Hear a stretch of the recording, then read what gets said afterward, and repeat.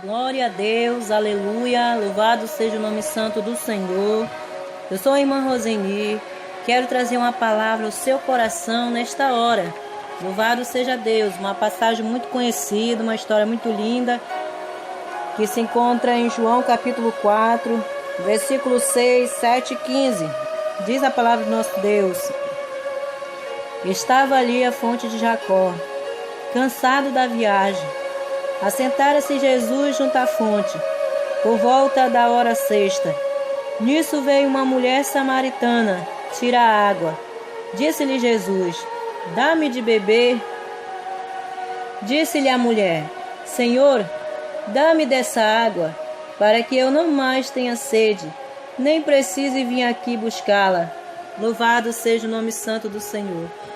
Que palavra maravilhosa, louvado seja Deus, que história maravilhosa. A história de Samaria. O poço de Jacó possui uma abertura circular que apresenta muitas estrias causadas pela corda usada para se retirar água. Sua profundidade é de 25 metros. Jacó teve muita dificuldade em abrir aquele poço. É um solo calcário. A água é excelente, maravilhosa, gostosa. Os judeus e os samaritanos estavam envolvidos em uma disputa secular de ódio, preconceito e discriminação. Este conflito remonta do episódio após a morte do rei Salomão, quando aconteceu a revolta das tribos de Israel, conhecido como Cisma. O reino foi dividido em duas partes. O reino de Judá, mais ao sul, sob o comando de Roboão, filho de Salomão, e o rei de Israel, ao norte, comandado por Jeroboão. O reino do norte, reino de Israel, que engloba 10 tribos, foi posteriormente invadido pelos assírios. E os assírios tinham como tática miscigenar a população conquistada através de casamentos, diminuindo o seu sentimento nacionalista e evitando possíveis revoltas por independência. Louvado seja o nome santo do Senhor. Glória a Deus. Disse-lhe a mulher: Senhor, dá-me dessa água, para que não mais tenha sede, e não venha aqui tirá-la. Versículo 4 de João, capítulo 4 de João, versículo 15. A samaritana novamente pensa no material e pensa na comunidade. Era cômodo não precisar mais voltar a retirar a água do poço.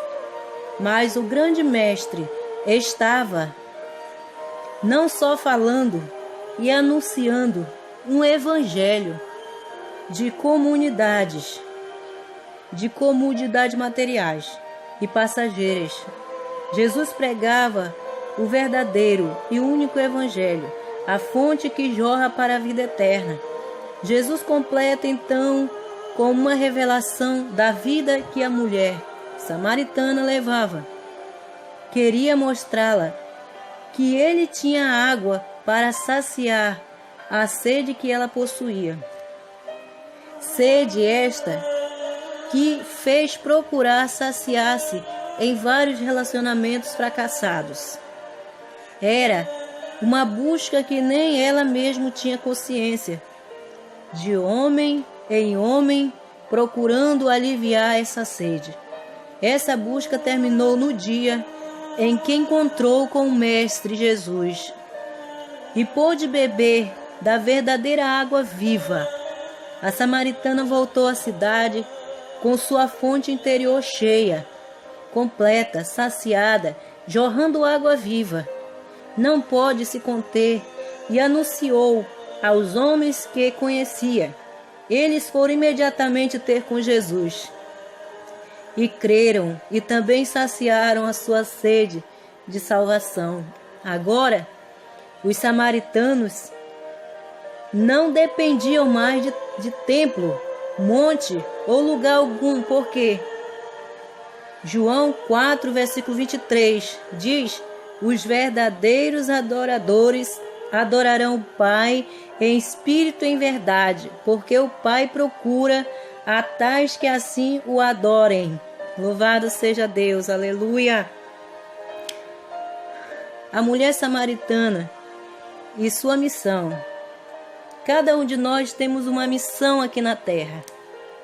Cabe cada um de nós descobrir qual é a missão que Deus deu para cada um de nós. Todos nós, seres viventes, temos uma missão aqui nessa terra. E essa mulher samaritana, ela tinha uma missão e chegou a hora certa da missão dela. No dia em que Jesus apareceu no poço e no dia em que ela foi buscar água, quando Jesus chegou naquele poço. Jesus, que havia mudado o caminho por onde passaria, fez um grande esforço, andando muito, por amor de uma única alma. E através dessa alma, desprezada e pecadora, ganhou uma cidade inteira. Que lição maravilhosa de evangelismo e missão o Senhor tem para nos mostrar. Louvado seja Deus, aleluia! Uma das passagens mais belas do Evangelho é esta que fala da história de Jesus e a mulher samaritana. A passagem em que se achava o nosso Mestre era das mais lindas de toda da Judéia e Samaria e Galileia. Louvado seja o nome santo do Senhor. Glória a Deus, aleluia, louvado seja Deus. Entre os montes Gerizim e o Monte Ebal começa um estreito vale, onde está hoje a cidade de Naplusa, a antiga Siquém ou Sicar. Esta aldeia se funde a estas duas gigantescas montanhas. Na primavera, há um esplendor verde neste pequeno vale regado por várias fontes. Há uma divergência sobre a localidade correta de Sicar, mas a maioria dos historiadores a reconhecem na humilde aldeia de Ascar, a 10 minutos do Poço de Jacó, ao pé do Monte Ebal. O Poço de Jacó se encontra a fonte da água viva, onde essa mulher teve esse encontro com Jesus. E quando ela conheceu Jesus, e Jesus começou a falar para ela, ela teve revelação do Senhor. Este é o ponto central onde ocorre o encontro de Jesus com a mulher samaritana. O Poço de Jacó está localizado perto do caminho que vai de Jerusalém a Naplusa. Jesus, que vinha de Jerusalém, onde a rivalidade com os fariseus se fazia muito forte, fez uma retirada pontual, partindo para Galileia, ao norte do país. O mestre percorria cerca de 175 quilômetros para chegar ao seu destino. Os judeus, a caminho da Galileia, costumava dar uma considerável volta para evitar ataques que lhe reservavam os samaritanos. Mas Jesus muda o seu trajeto e chega com seus discípulos ao poço que há muitos séculos já tinha dado a José, seu filho. Louvado seja o nome santo do Senhor Jesus. Isso fez com que os habitantes do Reino do Norte fossem considerados como pagãos pelos demais judeus. A adoração e o culto de divindades dos assírios ajudaram a aumentar ainda mais essa divisão. Diversas crises políticas e religiosas acabam levando à decadência dos dois reinos. O reino de Israel é destruído pelos assírios, enquanto o reino de Judá é destruído pelos babilônios. De sorte que após a volta da Babilônia, estabeleceu-se esta separação odiosa entre judeus e samaritanos. A hostilidade era tanta que uns judeus, a caminho da Galileia, não passavam por Samaria. O caminho natural para a Galileia, que Jesus e seus discípulos fariam cerca de 175 quilômetros, seria pelo Vale do Jordão, mais ventilado e seguro, ainda que Jesus julgava necessário passar por Samaria, porque ele tinha uma obra naquele lugar. Ele precisaria passar por Samaria, porque lá ele tinha uma revelação, e lá uma alma ia se render para o Senhor, e através dessa alma muitas outras almas seriam rendidas aos pés do Senhor. Glória a Deus. Era a hora sexta, por volta de meio-dia, quando o mestre inicia o diálogo com a mulher samaritana. Interessante constatar que ao meio-dia não era o horário normal de retirar água do poço de Jacó. Naquela região, o clima quente e seco, o sol no esplendor de sua força, fazia com que as mulheres buscassem água em outra hora. Percebemos que aquela mulher tinha uma vida moralmente duvidável. Ela era mal vista pela comunidade samaritana e evitada por outras mulheres. Era um mau exemplo naquela sociedade, era uma pecadora. Então as mulheres não se misturavam com ela porque ela era uma pecadora. Louvado seja Deus. Ela era discriminada, né? E ela passou por muito sofrimento, essa mulher. Assim, a mulher samaritana veio em uma hora em que as outras estariam preparando o almoço, cuidando de suas famílias, podendo assim evitá-la. Então, nesse horário de meio-dia, ela ia lá buscar sua água, porque não tinha ninguém por perto. As outras mulheres estariam todas ocupadas nas suas casas, fazendo seus afazeres. E ela tinha esse tempo, essa hora, para ir tirar a sua água. Assim, a mulher samaritana veio em uma hora em que as outras estariam preparando o almoço, cuidando de suas famílias, podendo assim evitá-la. Ela sofria preconceito por ser mulher, discriminação dos judeus por ser samaritana e dentro da própria comunidade por ser considerada uma pecadora imoral. A mulher samaritana só não sabia que quem falava com ela não discriminava ninguém e nem fazia acepção de pessoa. E Jesus estava ali oferecendo da água viva para ela. Louvado seja o nome santo do Senhor. A mulher samaritana e a água viva vai ter um encontro com Jesus. Que encontro com Jesus é esse? Quantos de nós não precisamos do encontro desse com Jesus? Porque todos nós estamos lutando pela nossa salvação, estamos lutando pela salvação. Cada um de nós precisamos ter esse encontro com Jesus. Assim como essa mulher se encontrou com Jesus naquela fonte, nós também precisamos ter um encontro com Jesus para mudar a nossa vida, para mudar a nossa história. O capítulo 4 de João, versículo 11, diz assim: O Senhor, tu não tens com que atirar, e o poço é fundo, onde pois tem a água viva? Louvado seja Deus, aleluia. Quando Jesus oferece da água viva, ele fala do que é espiritual. Entretanto, a mulher samaritana, ainda sem compreender, pensava a materialidade das palavras. A água viva que a samaritana conhecia era aquela que estava no mais profundo do poço, que era tirar diretamente da fonte. Louvado seja Deus.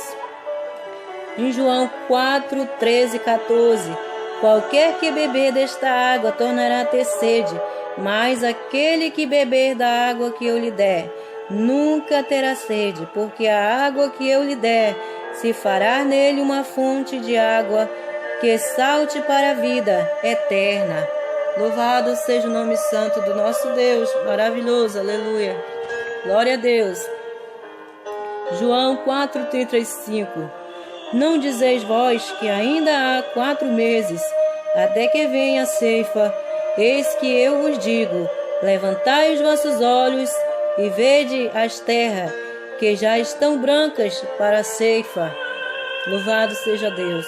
Diferente da cultura do milho, que levava 4 meses do plantio até a colheita, o mestre nos avisa que já o tempo da ceifa não havia nenhum indicador especial ocorrendo nas terras de Samaria. Naquela época, os samaritanos eram vistos como sempre foram, eram considerados pecadores, mas o Filho do Homem veio para os pecadores, veio para libertar do pecado. Não podemos ficar esperando um sinal especial, um aceno de que o mundo está melhorando. Não, olhemos para o mundo. Os campos estão brancos, prontos para a colheita. Poucos são os trabalhadores, mas aqueles que estão na ceifa ajuntarão tesouros e frutos para a vida eterna. Louvado seja o nome santo do Senhor Jesus, Deus Todo-Poderoso. Que palavra maravilhosa, que encontro dessa mulher com o Senhor. Então, o encontro dessa mulher com o Senhor Jesus na hora de meio-dia mudou toda a sua história, mudou toda a sua vida.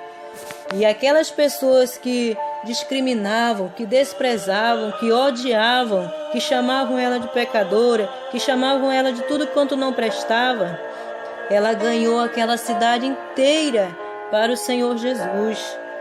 Você pode ser desprezado, você pode ser machucado, você pode ser ferido, alguém pode lhe caluniar, defamar, mas eu quero dizer para você que o Senhor tem um plano na tua vida, o Senhor tem um plano para mudar a tua história, o Senhor tem um propósito, um projeto na tua vida de mudança, de restauração, de restituição, e o Senhor vai cumprir a promessa dele na tua vida.